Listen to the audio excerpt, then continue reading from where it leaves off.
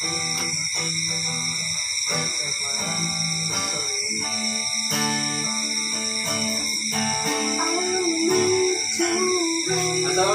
Waalaikumsalam. Lanjut. Asik dengerinnya kayak.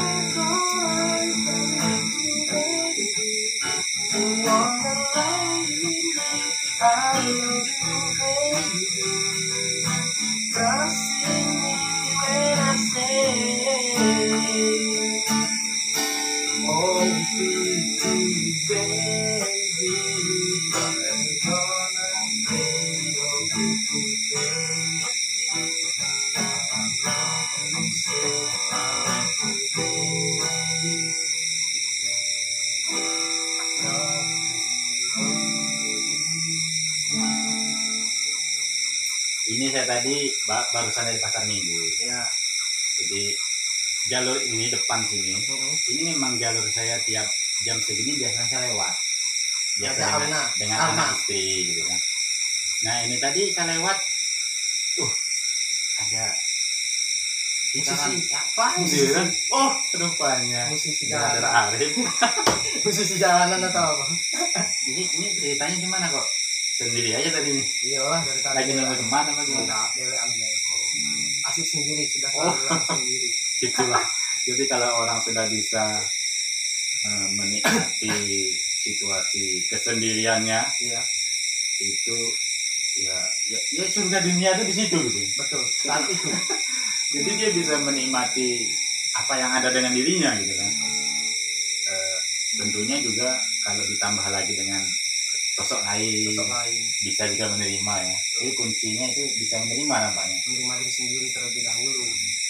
Itu simpelnya lah kan. Ya sebelum menerima orang lain kan terima diri sendiri dulu. Dengan segala kekurangan dan kelebihannya. Jadi kalau agama apapun kayaknya mengajarkan itu ya. Begitu demikian. Cuma karena kebanyakan kota-kota umat beragama ini mungkin tidak semuanya menyelami. Tidak semuanya mendalami ajaran tadi ya. Jadi mungkin seolah-olah yang tampak dari keberagaman itu adalah perbedaannya aja gitu ya. Iya, perbedaan. Sementara keselarasan apapun lah kan itu tak tampak karena dicari perbedaan. Jadi barusan saya lihat di YouTube terakhirnya Mr. Ahmad Dhani, jadi saya sedang ngikutin ya. Berarti nonton terus? Ya nggak selalu lah, kalau pas lagi ada kuota lah gitu ya. Kuota gratisan masih terkondisi tuh, terkondisi kuota. Nah, iyalah, kan hidup-hidupnya ini kan multi kondisi. Ya. Betul. Jadi di YouTube yang terakhirnya Mr. Ahmad Dhani, dia menghadirkan dua sosok yang terkenal ya. Yang satu Jelly Tobiger, tapi nggak kenal. Yang satu lagi Jelly Tobing. Jelly Tobing nggak kenal. Jelly Tobing itu kalau Jelly kenal. Pencipta lagu juga, itu penyanyi lawak ya. Jadi kedua-dua sosok ini ternyata adalah musisi. Bukan, kalau Jelly bukan musisi. Jadi orang yang mualaf. Ya, Jelly mualaf. Tobing juga. Salah satu yang dikajinya adalah tentang kemualafan mereka. Atau latar belakang apa yang mempengaruhi si Anu sebagai mualaf. Macam lah, ada keterpaksaan apa tidak. Ya, awal-awal sih terpaksa. Oh, untuk beberapa saat saya dengan istri saya yang pertama itu katanya kata Jelly Tobing ya. Terpaksa. Tapi akhirnya saya cerai dengan dia. Kemudian saya nikah dengan yang baru Muslim. Dan sudah 30 tahun. Artinya nikah yang kedua ini selama saya tidak ada keterpaksaan lagi gitu. Sudah alami, sudah ada dan menikmatinya saja gitu. Menikmati keislaman itu tadi. Nah dari situlah dia yang sudah 30 tahun ngomongnya apa gitu. Jadi ya saya ini walaupun keislaman saya ya enggak taat ya sebab sholat bolong-bolong katanya. Ya, puasa tapi bolong-bolong. Yang jelas saya itu menikmati bahwa intinya kita memiliki pikiran positif, kedamaian segala macam gitu kan. Betul. Langsung nyelotok si Dedi. Apa gitu. Itu mah di semua agama ada katanya. Kata-kata gitu mah. Karena esensinya kan sama. Asiknya di pinggir jalan gini lah. Ada yang lewat deh. Binar lalu lawan. Nah, ada posenya lah kata. Ada kita. Ada iklannya. Tapi ya kalau menurut hemat saya, kalau kita berdomisili di satu tempat, ya tidak harus tidak harus memberikan tekanan kepada sosok baru, kepada orang yang baru lewat. Betul. Gitu kan? Begitupun sebaliknya. Gitu. Karena kita di suatu saat juga akan masuk ke wilayah baru. Gitu kan? Karena karma itu ya kadang bisa terrealisir juga ya, pasti mungkin ya. Betul real. Mungkin ya tidak kita alami di bulan ini, bisa di tahun depan, mungkin tidak di tahun ini, bisa di tahun berikutnya. Ada aja lah pokoknya, ada momen-momennya. Tindakan kita yang negatif itu pasti akan kembali kepada kita dalam bentuk hal yang negatif juga, walaupun kasusnya tidak sama ya, tapi esensinya sama, negatif. Intinya lunas lah gitu. Terbayar lunas ya. Tapi kalau nyicil negatif, bertumpuk terus negatifnya gitu. Ya otomatis lah. Istilahnya kita dalam kondisi kurang gizi. Terus yang ditambahinnya bukan malah gizi, tapi malah nambahin hal-hal yang mengundang penyakit. Ya makin sakit gitu kan. Kenapa ada istilah yang kaya makin kaya, yang miskin makin miskin? Ya karena yang kaya makin giat bekerja, makin termotivasi. Tapi sementara yang miskin pada kenyataannya juga giat gitu nah. Cuman giat itu istilahnya itu tidak, ibaratnya dia melawan arus yang begitu kuat. Kadang kita bingung juga ya melihat itu situasi dan kondisi orang, situasinya sangat berbeda. Yang satu lahir sebagai anak presiden, satu lahir sebagai saya sendiri. Itu sampai masih gagah, masih hebat, masih memiliki skill yang masih intelektual yang tinggi, kesehatan yang bagus. Kita kasih sampel yang jomplang ya, yang memang jauh.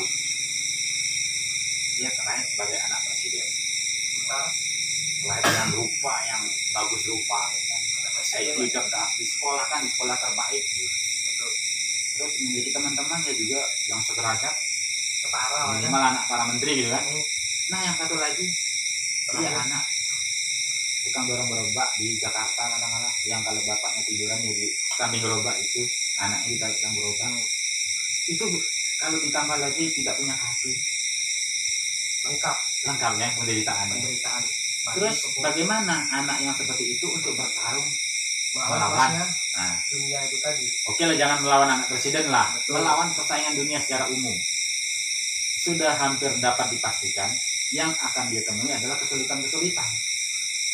Kecuali ada pertolongan-pertolongan yang tak disangka-sangka. Nah, kita diajarkan bahwa Tuhan itu selalu maha adil. Dan hendaknya kita selalu berpegang pada itu kan. Tapi kalau melihat kasus yang seperti itu, adilnya di mana gitu kan? Itu kalau titik adilnya di mana? Itu agak susah itu. Kalaupun persoalan ini dilemparkan ke 10 orang, mungkin yang bisa memahaminya mungkin satu.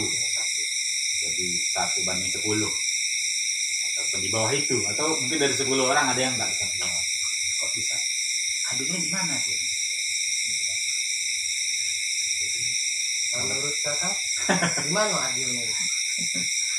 Ya intinya harus kita pegang dulu, segala sesuatu yang diberikan kita itu adalah realisasi dari wujud keadilan. Kita diberi bentuk fisik seperti ini, di latar belakang keluarga seperti latar belakang apapun lah keluarga itu adalah yang terbaik bagi kita. Itu yang terbaik, karena itu yang dikasih saat ini.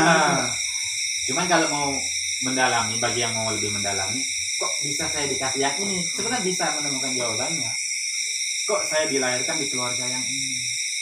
Kok saya dilahirkan di negara ini? Kok begini? Itu mungkin agak agak mengkaji lebih dalam. Kalaupun kita bisa memilih kelahiran, pasti banyak yang pengen di negara yang makmur, lahir di keluarga yang berpangkat. Latar belakangnya kan. Itu kalau kita disuruh memilih. Ya ini kita mungkin tidak bisa ngobrol seperti ini ketika situasinya tidak mendukung. Kita berbicara begini di alam nih, di alam bebas gitu ya. Jadi Jadi pepohonan tidak mungkin protes. Jangkrik protes. Jangkrik ya sami nawatok na monggo. Kebunnya dibanjiri ya monggo. Kan Cuma gitu. kalau kita sudah dalam kemajukan, dalam situasi yang lebih majemuk, ada anak kecil, ada sosok kiai, ada sosok pastor, itu situasinya sudah agak berbeda. Kita harus pandai-pandai mengambil celah tuh antara berbagai macam pemikiran. Iya, berbagai macam sudut pandang. Kalau kita kan mungkin sudah sering tukar pikiran, Iya. jadi nyambung. Sudah ada relasi pikirannya lah kan, terkoneksi. Belum tentu orang yang menyimak pembicaraan kita ini, katakanlah di video kan gitu ya, Iya. belum tentu dia bisa memahaminya, gitu. Terhubung lah. Kan? Kalaupun dia konsultasi dengan ya gurunya siapa gitu, bisa jadi kita ini di selain siapa yang ngajari itu, paling tidak pertanyaan itu tuh. Gurunya siapa itu? Pertanyaan yang bakal nyeletuknya lah kan.